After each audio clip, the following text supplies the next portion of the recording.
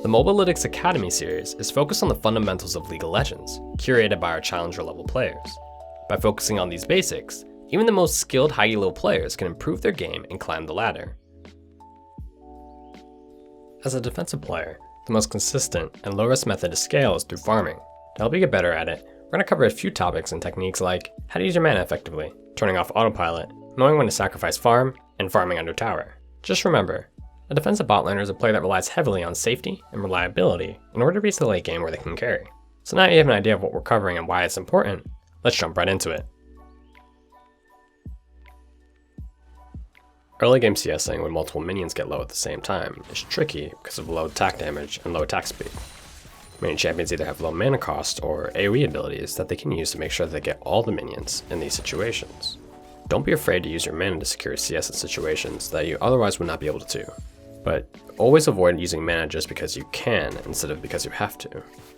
Proper mana management is important, otherwise you'll find yourself out of mana very quickly early into the laning phase. In these examples, Jinx only saves her mana to zap minions because of the amount of pressure Caitlyn and Sona are putting out. This allows her to manage her mana, save health from being harassed, and secure some CS while the wave is slowly pushing towards her tower.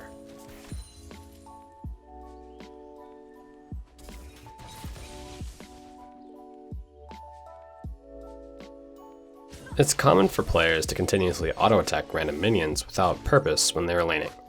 To increase the likelihood that you'll secure as many CS as possible, follow 2 simple guidelines. 1. Try to get one minion low HP at a time. This decreases the amount of times where multiple minions are low, and you need to use your mana on an ability to kill them all at once before you lose that last hit. 2. Let your allied minions get the enemy minion into last hit range, once you get it fairly low. You don't want to mess up your own last hit, because you thought the enemy minion was low enough for you to auto twice, but your minions barely killed it before you could get the auto in the second time. In this example, Ashe hesitates to auto attack because she knows if she auto attacks the minion on the right, she might not have enough attack speed to last hit the minion on the left. Instead, she holds her auto attack and plays it slowly so that her ally minions can get each minion low enough so that she can guarantee the last hits on both enemy casters. Being able to consistently make the correct choice in the early game for these situations definitely add up.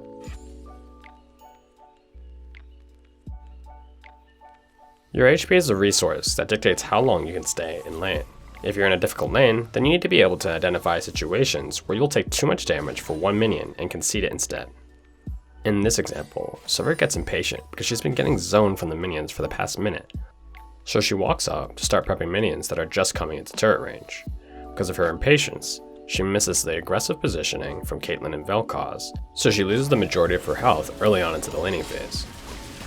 Because she drops so low into kill range, Sirh now has to play even more careful and give up even more CS until she can regain her health, or recall. Try to always be cognizant of the enemy when you're in a losing lane, so that you can stay as healthy as long as possible.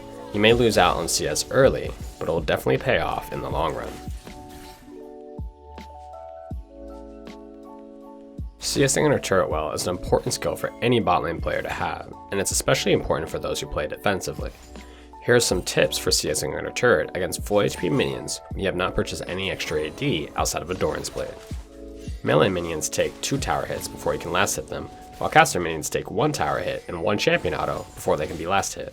The hardest part about CSing under turret is learning how to deal with situations where the enemy minions are not full HP, and are being auto-attacked by allied minions at the same time. This requires players to understand which minions they can't get, so that they have enough time to secure minions that require spells or extra auto-attacks to last hit. It's great to start off with custom games against bots that are pushing into your turret, but the best way to improve is by playing or watching real games. This is a textbook example of a simple scenario when CSing under turret. Jinx kills 1 melee minion because it was an awkward amount of HP. While the tower is setting up the second melee minion, she notices a caster minion that will die in 1 tower shot, so she kills it. Afterwards, she recognizes that the lowest HP caster minion has just enough HP to live a tower shot, so she leaves it until the tower hits before last hitting. From then on, Jinx lets Lulu use 1 auto attack to set up the rest of the minions. On the last minion, Lulu recognizes that it will die in 1 tower shot, so she does as much damage as possible so that Jinx can last hit it before the tower shot comes through. Thanks for watching this episode of Mobalytics Academy series. If you want to take your climb to the next level, Download our desktop app to unlock even more new features like auto-imported builds and pick ban recommendations at champ select.